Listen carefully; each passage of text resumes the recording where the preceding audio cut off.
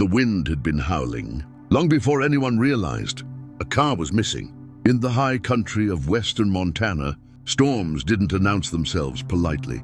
They arrived like judgments, sudden, absolute, and indifferent to plans. Snow fell sideways that evening, thick and blinding, erasing the narrow mountain road as quickly as it revealed it. Pine trees bowed under the weight, their branches cracking like rifle shots. In the distance, darkness came early, swallowed by clouds so low, they seemed to press against the earth. Ethan Cole moved carefully through it all, his breath steady, despite the cold biting through layers of wool and canvas. At 58, his knees ached more than they once had, and his left shoulder still remembered. Shrapnel from a desert half a lifetime ago. But his steps were sure, deliberate. Experience had taught him how to listen to the wind, to the snow beneath his boots, to the quiet warnings that often came before disaster. Beside him walked Rex. The German shepherd's muzzle had gone gray around the edges, his movements slower than in his prime. But his eyes were sharp, always sharp, ears pricked forward, nose cutting through the storm, as if the blizzard were nothing more than a mild inconvenience. Rex had once served alongside Ethan overseas, trained to find threats, survivors, and hope where none seemed possible. Retirement hadn't dulled that instinct. If anything, it had refined it. They weren't on duty, not officially. Ethan had left the Navy SEALs nearly a decade earlier. Too many funerals, too many names carved into memory. Instead of stone, he'd come back to Montana, the place he'd grown up, thinking the quiet would help. It hadn't. Silence had a way of making old voices louder. So he volunteered, search and rescue. Mountains instead of cities, snow instead of sand. Same principle really. People in trouble, and the thin line between life and loss. Rex stopped, not slowed. Stopped. Ethan halted instantly, every muscle alert. What is it, boy? The dog stood rigid, head angled slightly downhill. His tail was still. That was never a good sign. Ethan followed Rex's gaze, squinting through the swirling white. At first, he saw nothing, just snow and shadow. Then, a shape emerged, a dark smear against the endless pale. Metal, a vehicle, half off the road, nose buried in a drift, so deep it nearly swallowed the hood. The rear lights were dark, no engine noise, no movement. Damn it, Ethan murmured, already moving. The driver's side door was crushed inward. Snow had piled against the windows, sealing the car like a tomb. Ethan wiped frost away with his glove and peered inside. A woman lay slumped against the steering wheel. She was unconscious. Blood had dried along her temple, a dark streak against pale skin. Her chest rose and fell, shallow but steady. Steam fogged the glass with each breath. She's alive, Ethan said, more to himself than to Rex. The dog whined softly, pawing at the door. Ethan radioed in, but the response came back garbled, broken by static. The storm was killing the signal. He tried again. Nothing useful. That meant one thing. They were on their own. Ethan smashed the window with the butt of his knife, careful to clear the glass before reaching in. The cold rushed inside instantly, stealing warmth from the trapped air. He unlocked the door and wrestled it open, inch by inch. The woman groaned as he eased her free, cradling her head, checking her pulse. Strong enough. She was lucky, or she had been. He dragged her away from the wreck and toward the trees, Rex circling anxiously, barking once, as if urging him to hurry. They found a shallow depression, sheltered from the worst of the wind. Ethan laid her down, wrapped her in emergency blankets, and pressed Rex close to her side. The dog didn't hesitate. He curled against her, broad body radiating heat, head resting protectively near her chest. Good boy, Ethan whispered. Hours passed in fragments. Ethan checked her vitals again and again, flexed her fingers, kept her airway clear. He spoke to her constantly, even when she didn't respond. Old habit. People needed to know they weren't alone, even if they couldn't answer back. Sometime deep in the night, she stirred, Her eyes fluttered open, unfocused, panic flashing, as reality crept in. Where? Where am I? Her voice was thin, trembling. You're safe. Ethan said calmly. You were in an accident. There's a storm. Help's coming. She tried to sit up, winced, and fell back with a sharp breath. My car, my phone. She looked around wildly, then froze as she noticed Rex inches from her face. The dog held her gaze, calm and steady. She swallowed. Is he? He's friendly, Ethan said. Saved your life, probably. Something about that settled her. She let out a shaky breath and closed her eyes. Her name, she told him later, was Margaret Hale, CEO of a manufacturing conglomerate based out of Chicago. She'd been driving back from a site visit, pushing through the storm, because a board meeting waited in the morning. There were always meetings, always someone waiting on her decision. I should have stopped, she murmured, teeth chattering, despite the blankets. They warned about the weather. I thought I could make it. Ethan didn't say what he was thinking, that the mountains didn't care about confidence or titles. He just nodded. Storms don't respect schedules. Margaret gave a humorless laugh that turned into a cough. Rex shifted closer, pressing his weight against her side, warming her. She reached out, hesitated, then rested her hand on his fur. He's warm, she said softly, surprised. He's loyal, Ethan replied. That counts for more. As the night dragged on, the storm worsened. The temperature dropped. Ethan rationed their supplies, kept Margaret awake. When her speech slurred, Rex nudged her, whenever her eyes stayed closed too long. At some point, the conversation shifted. Margaret spoke of factories, closed in small towns, of decisions made to keep shareholders happy. It was business, she said, not defensively, but with something like doubt. Numbers on a page. Ethan listened. He spoke of missions, where the numbers were people, of how easy it was to justify things when you didn't have to see the aftermath. You ever regret it? She asked quietly. Yes, he answered without hesitation. Every day. The honesty hung between them, heavier than the snow. Near dawn, Margaret's breathing grew shallow. Her skin felt cold beneath Ethan's fingers. He knew they were running out of time. Then Rex bolted. The dog sprang to his feet, barking sharply, cutting through the wind. He took off downhill, stopping every few yards to look back. Barking again, Ethan's heart pounded. Rex! He followed, half running, half sliding through the drifts, and then he saw it.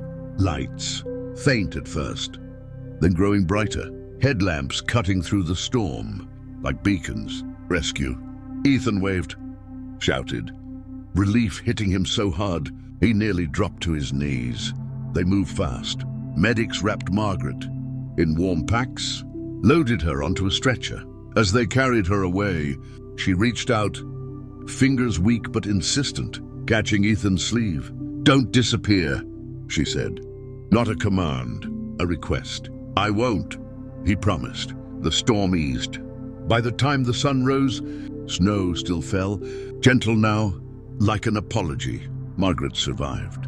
The doctor said another hour in the cold might have ended differently. Recovery took time, broken ribs, a concussion. Plenty of nights awake, staring at hospital ceilings.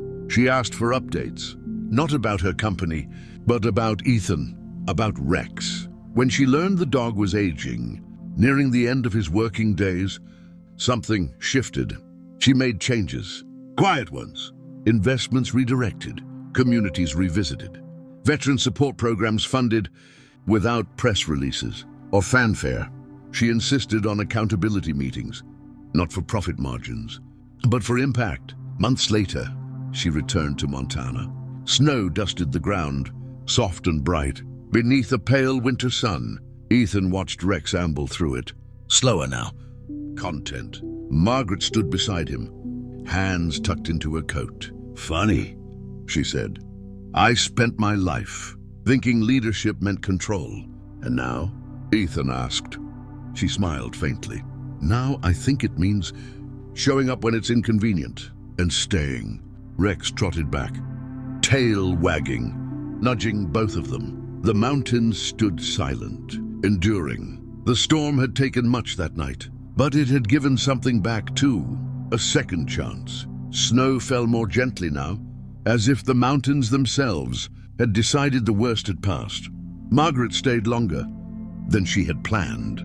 At first, she told herself it was because of the weather.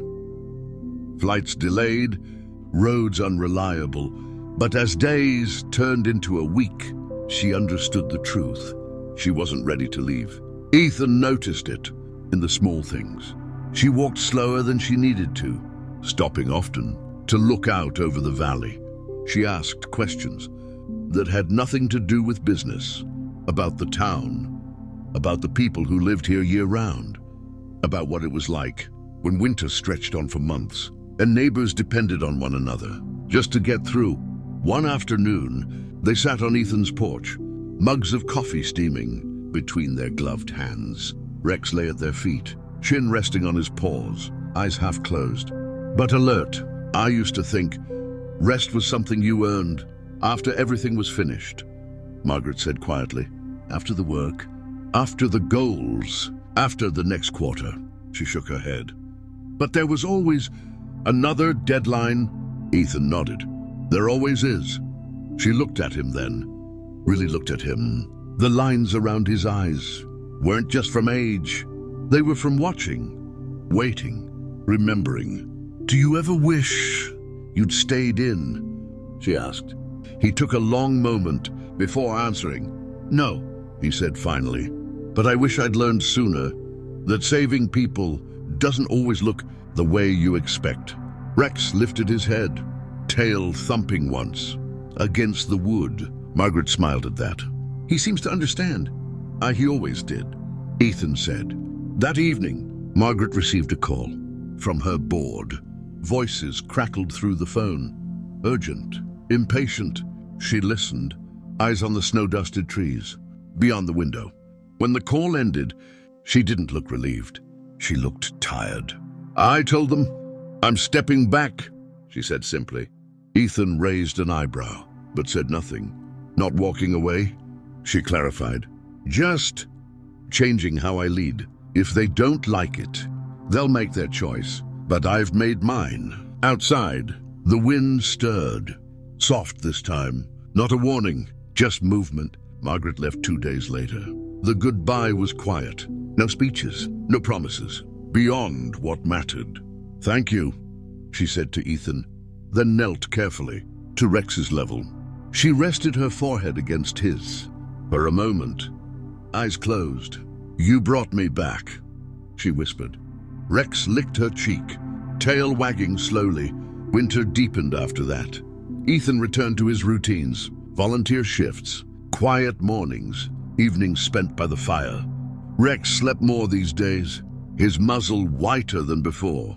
Some mornings, he took longer to rise. Ethan never rushed him. One night, as snow piled high against the windows, Ethan sat beside Rex, hand resting on the familiar warmth of his fur. You did good, he murmured. Always did. Rex's tail gave a gentle thump. Weeks later, a letter arrived. No letterhead, just Margaret's handwriting. She wrote of reopened plants, of towns cautiously hopeful, of boardrooms that were quieter now, more reflective. She wrote of sleepless nights, but said they felt different, honest.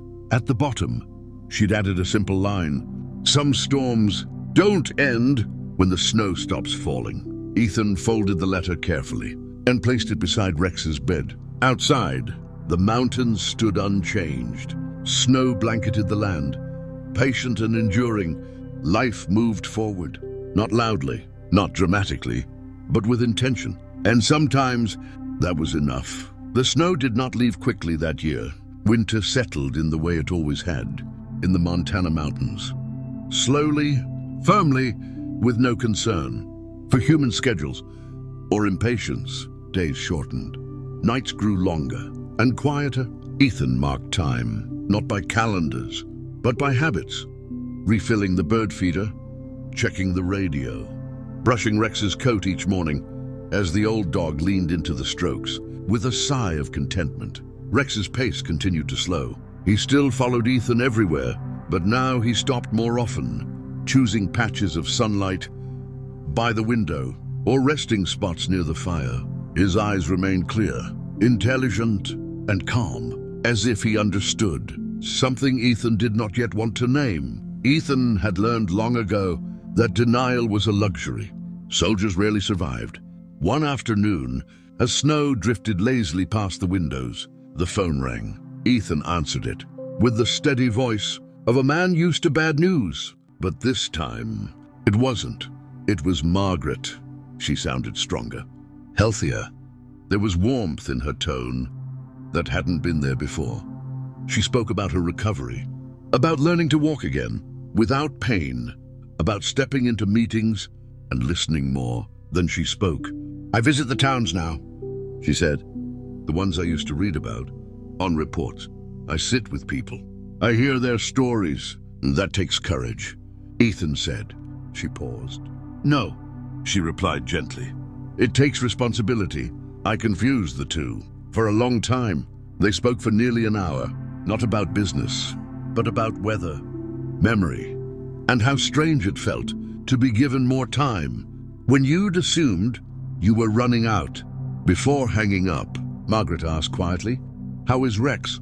Ethan looked down at the dog sleeping beside his chair, chest rising and falling in a slow, steady rhythm. "He's still teaching me things," he said. Margaret understood. The call ended, leaving the house wrapped once more in silence. But it was a different silence now, less heavy, less haunted. Weeks passed. One night, Rex didn't rise when Ethan called him for dinner. He lifted his head, tail giving a small wag, but his legs didn't respond the way they used to. Ethan knelt beside him immediately, heart tight, but calm. "It's all right," he murmured. No rush. He slept on the floor that night, one hand resting on Rex's side, listening to the familiar rhythm of breath and remembering deserts, jungles, snowstorms, and everything in between. By morning, Rex was gone. There was no struggle, no fear, just stillness. Ethan sat with him for a long time after, the fire crackling softly, snow whispering against the windows. Grief came, but not like before. It wasn't sharp or angry. It was deep and full, carrying gratitude. Alongside the ache, he buried Rex beneath a tall pine overlooking the valley, where the snow lay untouched and the wind sang low through the branches. He marked the place with a simple stone, no name, no rank. Rex had never needed recognition. That spring, Margaret returned. The snow was melting then, retreating into streams that cut through the land, feeding life back into the valleys. She stood beside Ethan at the grave, hands folded, head bowed. "He saved me," she said softly. "So did you," Ethan replied. She looked at him, surprised. "You chose to change," he said. "Most people don't." They stood there quietly, two lives altered by a storm neither would ever forget. Before she left, Margaret handed Ethan a folder. Inside were plans, not contracts, not obligations, but commitments. Funding for rural rescue units, support for retired service dogs, resources for communities. That winter hit hardest. No announcements, she said. No headlines. Just help. Ethan nodded. That's enough. As she drove away, the mountains stood watch, patient as ever. Life did not become perfect. It rarely does. But it became honest. Ethan continued his work. He trained younger volunteers. He taught them how to listen to the land, how to trust their instincts, how to respect the quiet signals that mattered most. And sometimes, when the snow fell just right, he thought he heard familiar footsteps beside him. The storm that had once threatened to take everything had in the end given something far greater: understanding, responsibility, and the knowledge that even late in life, change was not only possible, but necessary.